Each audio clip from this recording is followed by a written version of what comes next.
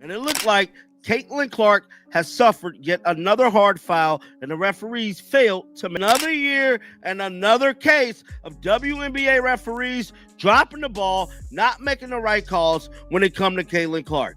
Bruh, how we one game away for the start of the season, and we have already Caitlin Clark getting fouled extremely hard. Look back at the referee like, damn, you didn't just see me get annihilated in the head, and the referee, nothing. Caitlin Clark got hacked, smacked, and practically mugged on the court. And the refs? They apparently went on a coffee break. Atlanta Dream brought the chaos, and Caitlin brought the bruises, but the whistle? Nowhere to be found. If looks could eject refs, Clark would have cleared the arena. What exactly happened that had her fuming mid-game and fans ready to riot? Let's just say the WNBA might need to invest in functioning eyeballs for their officials. Buckle up. This one's wild. The best thing to ever happen. You're talking numbers. They used to have an average of 4,000 to 5,000 people in the stands. They now, every single one of her games is no lower than 17,000 fans watching. It's like the game. Deion Sanders That's effect. Triple, quadruple the numbers that what it used to be on average. Just on Friday, they played against the Washington Mystics, against the Indiana Fever. The Mystics Stadium holds 4,000 people. They had to move it to the Wizards Stadium, and they sold every single seat, which is over 20,000 fans. Wow. She's getting shoved and pushed around. This is the reaction of these women to the greatest thing that probably ever happened to their league. All of their salaries are going to go up because Caitlin Clark has officially entered the welcome to the WNBA phase of her career, otherwise known as getting body slammed in broad daylight while the refs look directly at it and say, play on. Because what's a little full contact football in a basketball game when you're the most hyped rookie in years, right? Let's talk about this Atlanta Dream game, or should we say the Atlanta Nightmare game? Because that's exactly what it turned into the second Caitlin Clark stepped on the court.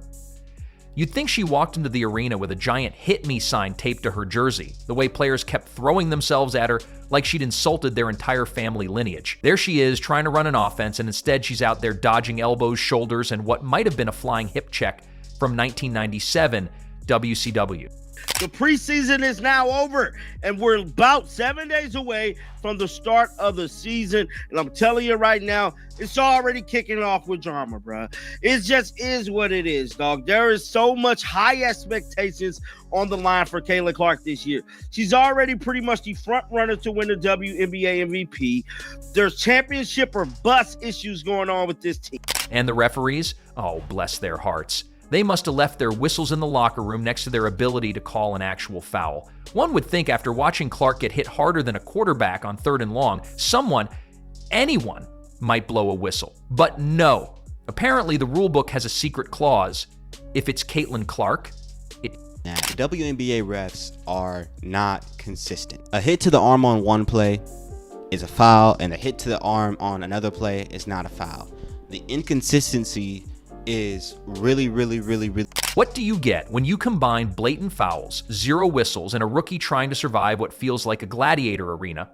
You get Caitlin Clark's very first technical foul. Yes, the cherry on top of this officiating disaster Sunday. Picture this. Clark, after getting mugged mid-spay, dares to speak. Not scream, not curse, not throw a chair into the stands. She says something, probably something tame like, hey, maybe don't let me get drop-kicked. And boom, whistle. Technical, because in the WNBA, defending yourself verbally is a bigger crime than getting taken out physically. Focus on is Caitlin Clark, because she got pushed 2 times in this game, and they were really hard pushes.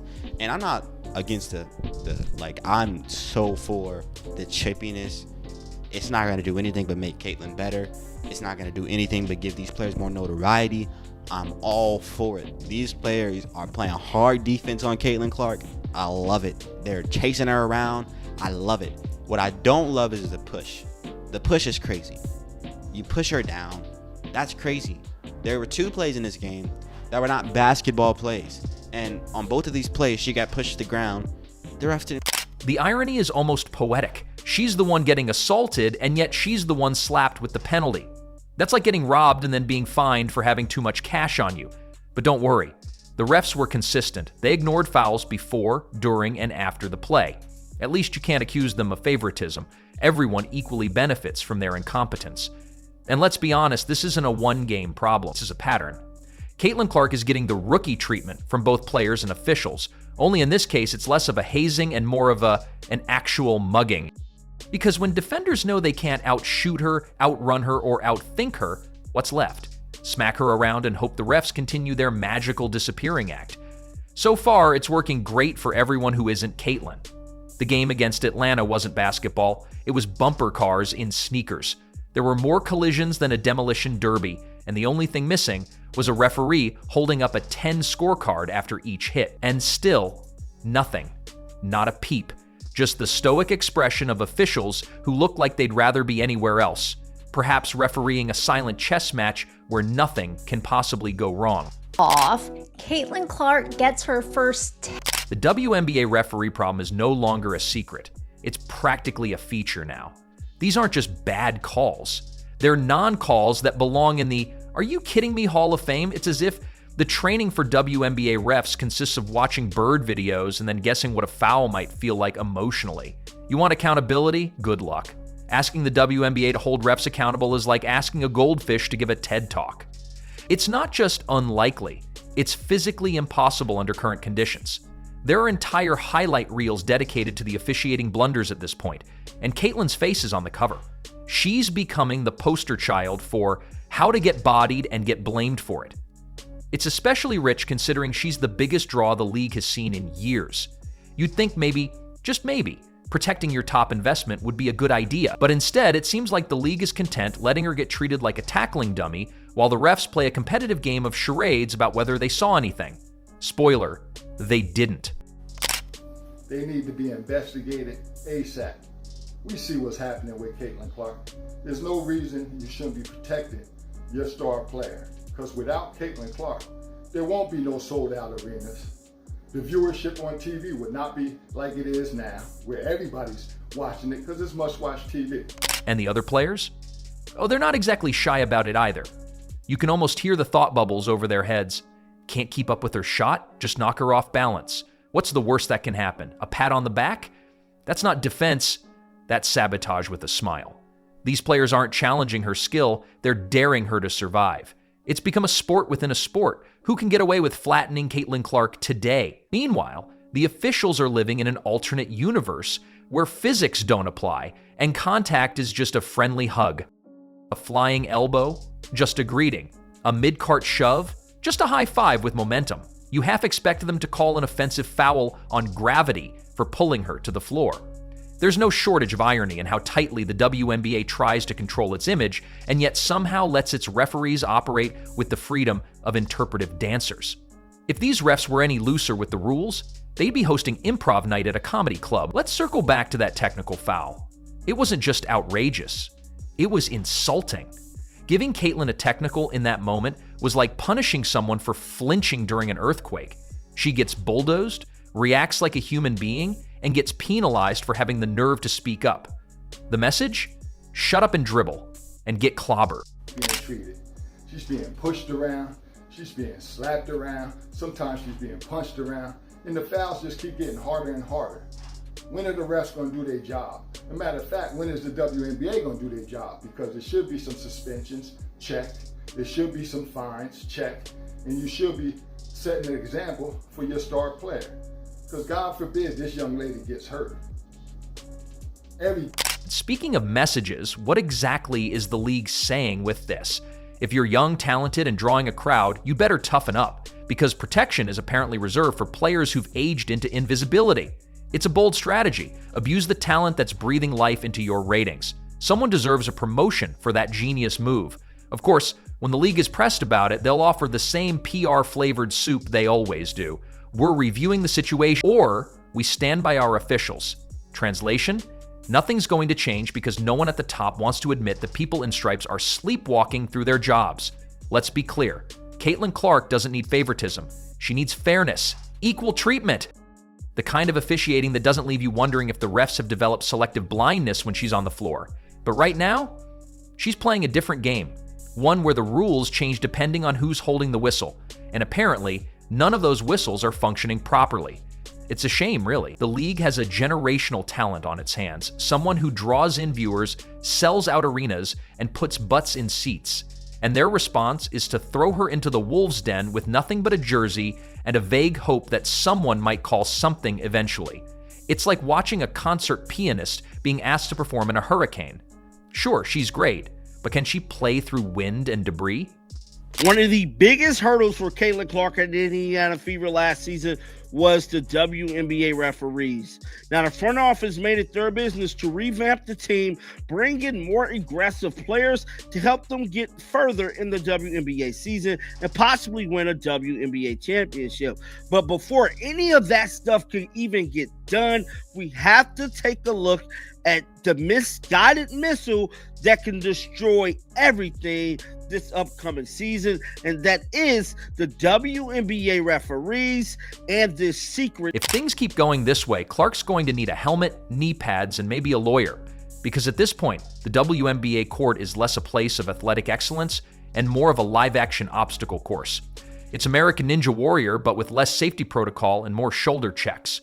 What should be a showcase of talent and skill is now a lesson in how many times you can get hit before someone finally notices. And the worst part, we're all noticing. Everyone except the people who actually have the power to do something about it. The league brass, the officiating board, the referees themselves, they're all looking the other way while the league's brightest star gets dimmed by 1,000 bad calls. So what's the solution? Easy. Retrain the refs. Raise the standards. Get people on the floor who can tell the difference between a pick and a punch, because right now, the bar is so low, it's doing the limbo with no effort. Caitlin Clark deserves better. The fans deserve better. And frankly, the league's reputation can't afford to keep coasting on oops and are bad. Now, I'm here to tell you, this is getting mixed reviews. Some people saying Caitlin Clark pushed off. Another person is saying the other players bear hug Caitlin Clark. But let's read what the caption stated. It says, the ref standing right there watching her put two hands on CC waist. If he didn't call that, he ain't calling the push off. LOL, can't have it both ways. Because if this is the plan, to let the most exciting player in the game get mauled while handing her technicals for existing minute span, it's not just a bad look. It's a self-inflicted wound. And the WNBA isn't big enough to survive bleeding out over bad officiating. Fix it before someone decides watching Caitlin Clark get clobbered every night isn't worth the ticket price. Or better yet, just bring in pigs that can fly and teach them to ref. Because right now, that seems about as likely as a foul actually getting called. And if you think this whole fiasco is just a temporary hiccup, oh sweet summer child, welcome to the WNBA's recurrent sitcom. Oops, we missed another call. Starring a rotating cast of dazed officials, a script written entirely in Morse code, and special guest appearances by confused fans everywhere wondering if they're watching basketball or an underground fight club with jerseys. Let's be honest, if Caitlin Clark sneezes near an opponent, the refs might throw a flag. But if an opponent takes her out like they're auditioning for WrestleMania, it's all just part of the physical game, according to people who apparently think eye gouging is part of a zone defense. At this point, you'd get better judgment from a coin toss or a magic 8-ball, with only no foul on every side. Indiana Fever fans, we got another W in the preseason against the Atlanta Dream, 81-76. There's a lot that went on in this game. So this was a very competitive game. All the way through, they were given full court defense on Caitlin Clark. For the most part of the game, the starters did sit after 3. Caitlin Clark finished with 13, 7, and 6. She could have had 12 to 15 assists. Wait until you see the highlights. She did drop a couple bombs. She hit 3 3. And what do the other teams do when they see the refs have adopted a Clark, never heard of her policy? They start playing rugby. Full body blocks, forearm shivers, and the occasional discreet WWE suplex right under the hoop. It's a masterclass in exploiting incompetence, and they're cashing in every single game. Because why bother guarding someone when you can just shove them and get a pat on the back for hustle? Let's call it what it is. Open season on Caitlin Clark. No fine, no foul, no accountability. If she makes it through the season without an injury, it'll be a miracle. And not the good kind. More like a, wow, I can't believe no one managed to fracture her spine kind of miracle. And heaven forbid she speak up, because the moment she shows any frustration, any emotion at all, Out comes the whistle. You'd think she challenged the ref to a duel the way they react. You dare question my ghost-like officiating? Technical foul. It's like a Shakespearean tragedy starring underqualified gym teachers in stripes. What sport that you know don't protect your star player? The fans are flocking in the arenas to watch this young lady play each and every night. She played the Aces last night. They're the reigning champions. Every time that she's going against this team, they be pushing her around, they be elbowing her, they be beating her down. But guess what? She don't get no fouls whatsoever. They don't call nothing. Is there some kind of conspiracy going on against Caitlin Clark? Because like I said, in business, when you want to protect your star player, I don't see nobody protect. Meanwhile, the league acts like this is all part of some grand strategy. Growing pains, they call it. Adjustments. Ah, yes, because nothing screams growth like a piñata at a birthday party for angry defenders. If this is how you nurture star power, I'd hate to see how they handle a league crisis.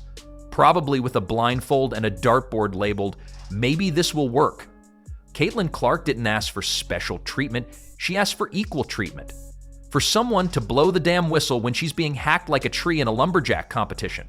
But instead, she gets scolded for reacting like a human, while refs stand there blinking like someone asked them to solve long division. So here's a thought. Maybe start officiating like this is a professional league. Because if the WNBA wants to survive and thrive with players like Clark leading the charge, the least it can do is stop letting the rule book become optional the second she steps on the court. Or don't, and just rename the league the WNBA, World Wrestling National Basketball Association. At least then we'd know what we're signing up for.